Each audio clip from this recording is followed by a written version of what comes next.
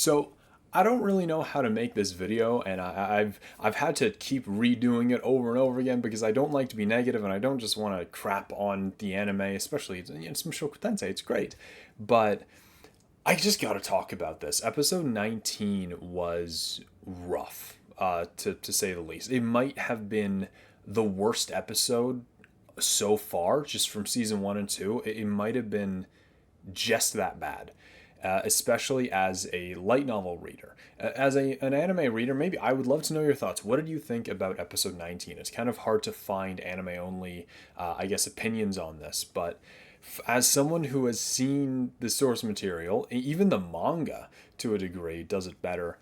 This is rough. It is rough. And anytime you speak about it on like Reddit, for example, you get instantly shut down. Anytime anybody criticizes the anime, it's just immediately shut down no matter what. And I don't know. I have a list of thoughts, and I kind of want to go through them. So pretty much, people are talking about this a lot online, and there's a whole like argument going on. I mean, big surprise, it's the internet. But what's going on with the episode? Why is there this discourse going on, and why am I going into this as though it feels like an apology video? And it's like I don't.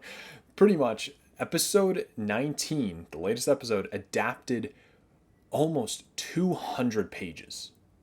And that is a lot, because the normal amount of pages that the anime adapts per episode is roughly anywhere. It could be like 30 pages. Some episodes are 30 pages, some are 40.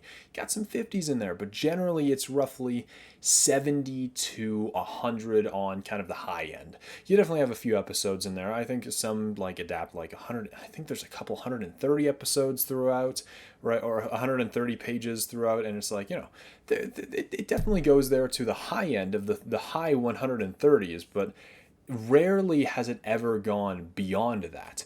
This is the second most pages adapted in a single episode total.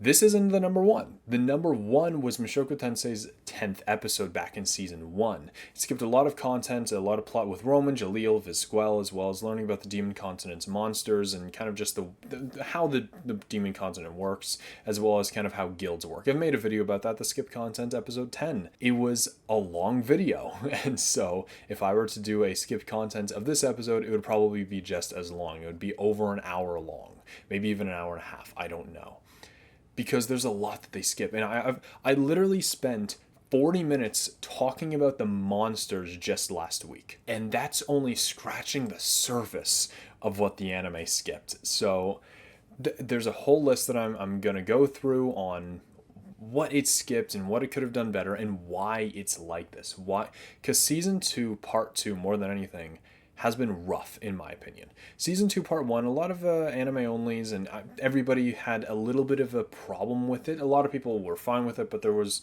a group from both anime onlys and light novel fans that just, they had a problem with it because either it was going too fast or it was too slow, right? But season 2, part 2, I feel is just rough, like more than like the rest of the series, but we'll get to why that is. So pretty much I kind of just wanted to go over what it skipped. First, I can say there are a couple good details in the episode, right? With the teleporting, how they kind of enter the void for a sec, right? Because technically, and when you teleport, you do enter like the void realm, which is where Hitogami resides, just for a second. So you go through there, and then you enter out wherever you land, right? And so neat touch there. And then there's stuff about Orsta. It was cool. It was a good episode. Okay, it wasn't. There were some good moments.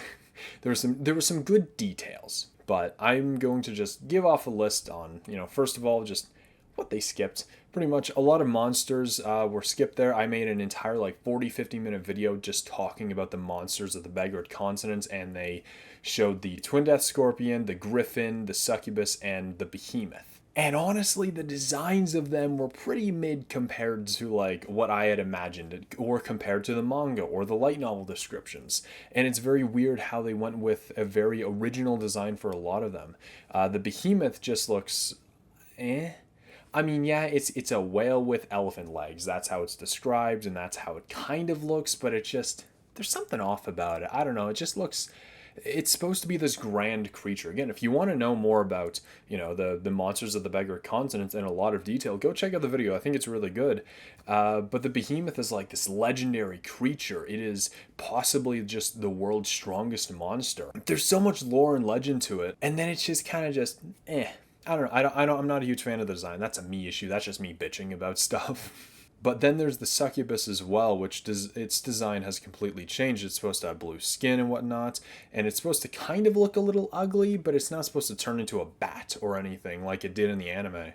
And yes, it can control bats. That is a power that it has. So it's one of those cases where it's like, it makes sense, the design makes sense, but also, why change it? I don't know. I'm nitpicking at that point. But it's not even just the monster designs that were changed as well. There was Matsukaze was a horse that they acquired in the episode, and this is what it looks like in the manga. I know the manga's not too accurate of a source, but it still looks so much more badass compared to what we got in the anime. But then there's also Galban or Galban, I don't know. He was a merchant that his existence is very important for the explanation of the alternate timeline that I went into a couple weeks ago, talking about what if Rudius stayed back.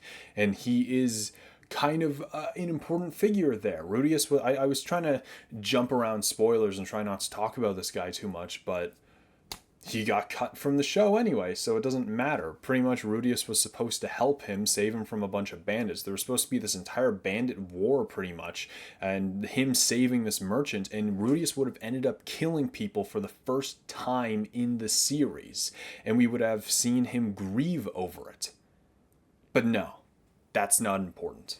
Right? I'm sorry, I'm getting salty. But that is such a fascinating moment that they decided to cut. Like, this journey should have been 2 episodes long, but instead it got cut to half an episode. And I'm definitely not going to go into details about it, but Turning Point 4, right? Turning Point 4, there is a book involved with it.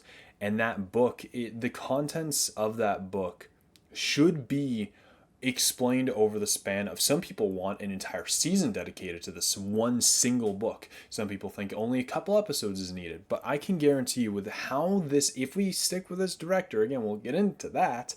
If we stick with this director, I can guarantee you that book, the contents of the book are just going to be passed away and just like, oh yeah, no, this is what happened in the book, and it'll take maybe half an episode. It's not going to be, the main like kind of emphasis of Turning Point 4 is just going to be, there it is, see ya. And it's kind of sad. I don't know. It's sad that I have to think this way about the anime, and I really don't want to think so negatively about it, but just this episode is proof that its direction isn't really great.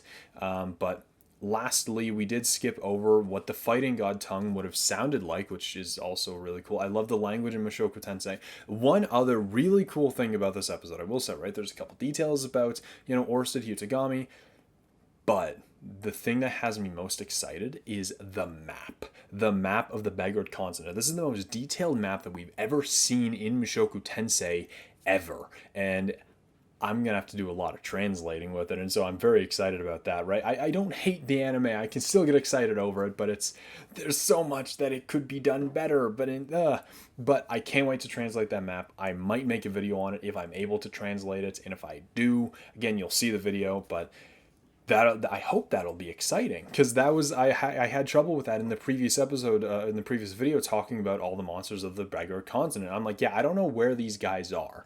It says that they're located in like the Knots region, and it's like, I don't know where that is, right? I can tell you where the northern region is, the eastern, southern, like I can tell you where those generally are, but we could find out exactly where or what the Knots region is, for example, and just more, I guess, what the Demon Continent has. But we also skipped out as well on a bunch of lore and world building of the Beggared Continent as well. And so it really is clear that, so season 2, I don't know if season 1 did this, correct me if I'm wrong. I'm pretty sure season 2 is the only season to have outsourced a lot of the animators and a lot of the staff in production for this season. Studio Bind was seemingly, I know people will disagree on this and I totally understand, but it was seemingly designed and built for Mushoku Tensei's production. And with season 1, it just skyrocketed, right? They had all the budget, they had all like the top people working on it, and it was perfect, right? It was literally a collaboration between two studios, I don't know which two, but they came together to make Studio Bind, and it's like, that's amazing. And so I wonder if there was some kind of like business something going on that kind of, a lot of staff got cut or budgets got cut, because season 2 now has just kind of, it's a little rough. Season 2 had a new director. Season 2 part 1 had a new director. And then after that, once season 2 part 1 was done, we got a new director. And so that's why season 1 as its entirety, season 2 part 1, and then season 2 part 2 all feel very different. I love season 1. Season 2 part 1 I still enjoyed very much. I thought that it was nice. It was slow, but it was fine. It skipped a lot of stuff, but again, it was fine. It was a good season. But now season 2 part 2, I'm just not feeling it, to be honest. I hate it, but I don't like it. It's just not good. And it's probably because, I don't want to blame him, but it's probably because of the director, who has never directed an anime before up until this point. He's been episode directors, and he's worked on the photography of many other anime, but he has never fully directed an entire series. And so I think it makes sense why season 2 part 2 just isn't hitting. He's worked on a lot more smaller scale projects. He's worked on solo individual episodes. He's never worked on an entire season, and so of course it's going to be different. Pacing will be different, and it's just not going to feel right because he's not experienced in this field. In this way, in this part of the field, I guess. So it makes sense why there is a drop in quality, a drop in consistency and pacing. He's just new. And there's nothing that we can really do about that other than just let it, give it time, and let maybe future seasons will be better. But also, are we even going to get a future season? I really don't know at this rate. I am very worried about the future of Mushoku Tensei's anime, especially with the controversy after controversy over nothing really. And it's just the quality of the seasons. Even the fans are starting to be divided. I don't know if there's going to be any kind of future for it. Obviously though, merch sales are doing good, so if that's all that matters, then we're definitely going to get more seasons. But I'll be honest, there was a certain part of the episode that I was watching, it was near the end, where they were traveling, just skipping a whole bunch of, skipping the half a book's worth of content. And it was basically just a montage. It was like a PowerPoint presentation. And that instantly made me think, this is exactly like The Promised Neverland Season 2. For those who have seen The Promised Neverland, you know how much of a disappointment it is. And that is quite literally the worst anime I have ever seen. Just because Season 1 was up here, and then Season 2 was just out of the frame. It's down, right? My hand goes, crashes through the goddamn floorboards. It's bad. It literally ends off on a PowerPoint presentation. It skips over all of the good arcs, and it's just, I could go on for hours about how awful it is. Season 2 isn't that bad of Mushoku Tensei. It's not that bad, but it did remind me, I got some PTSD flashbacks of the PowerPoint presentation of The Promised Neverland, and seeing it here is just it's sad more than anything. And so for a while I wanted to defend the manga of Mushoku Tensei because everybody just hates on it so much for honestly no reason. I have analyzed everything from season 1 of the manga, which is the worst parts, and they were fine. They didn't skip much at all. The anime skipped more, if anything, but people have always ignored that and looked the other way. What the manga did recently is something that even I couldn't really defend, and that was they skipped the journey of the Begrit continent. And I'm as much as I love the manga, I don't know if that was a good idea. And people were obviously hating on the manga for that. But now the anime does the exact same thing, and yet it gets praise. Can someone find the logic in that? Because I can't. I don't know about that. Where's the logic in that? It skips pretty much everything. Yeah, we got the succubus scene. We got a montage compilation of, 5 minutes of the Begrit continent. But we might as well not have seen anything at all because we skipped all the interesting parts. And so, I don't know, it's crazy. The anime is flawless. You're not allowed to complain about it. Even if it does the same thing, if not worse than the manga. No. you can't complain about the anime. I wish it was better. I wish I could like this. And I'm worried about this. I'm making this video more than anything just to say, like, I'm worried about the future of Mushoku Tensei. If this is the future, even if we get another season, which at this rate, I don't know if we will, is it even going to be good? Season 3 is pretty much the best part of Mushoku Tensei, in my opinion, right? The contents from season 3, just every single bit of it is so goddamn hype. Some of the best moments of the entire series are in there.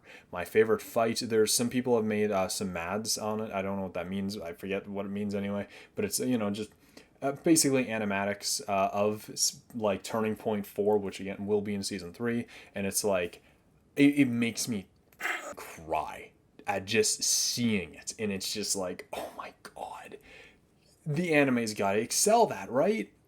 But what if it doesn't? There's just so much to season 3, and we might not even get it at this rate with the quality and with the controversy. But even if we do get it at this rate, if this is what Turning Point 3 is gonna be like, I don't know. I'm worried about Turning Point 4. I have very low hopes for the future of the anime of Mushoku Tensei, unfortunately. And I hate to say that. Again, I don't know if I'm going to post this. I feel like this is just me bitching and complaining, but I apologize. I don't want to be like, I don't want to be negative on this. And it's because this episode was that bad. It skipped so much stuff. And it's not necessarily the fact that it skipped everything on its own, because season 1 did it as well and nobody complained. But it's everything else about it. It's the pacing. Season 1 doesn't feel like it skipped anything. Even as a reader of the books, I was saddened by a little bit of what it skipped, but it was never anything awful. But this felt bad. The pacing was rough, and that's the problem. I'm not connecting with anything. And there's an anime only watcher that I watched season 2 with, and even he's like, this isn't it. He's not connecting with it, and it sucks. And so I hope it gets better, just for the sake of getting more Mushoku Tensei, as well as the awesome stuff that we're about to get in season 2, as well as everything else beyond. But let me know what you think about all of this, like season 2 as a whole, and especially this episode. Am I overreacting? I don't think so. I feel like I feel like nobody else agrees though, but so it could just be a me issue. But there is a little bit of discourse online, and this is the only episode that I've seen on Reddit. People say like, so what are your guys' thoughts on this episode? I've never seen posts like that before of an episode, and so it's just interesting how it's this one out of any episode to get a lot of these posts. So I feel like there's a bit of a divide, and I'd love to know. And if you enjoy this video for whatever reason, give it a like and subscribe for more Mushoku Tensei content, a lot of more, more positive content as well, and I will see you in the next video. Goodbye.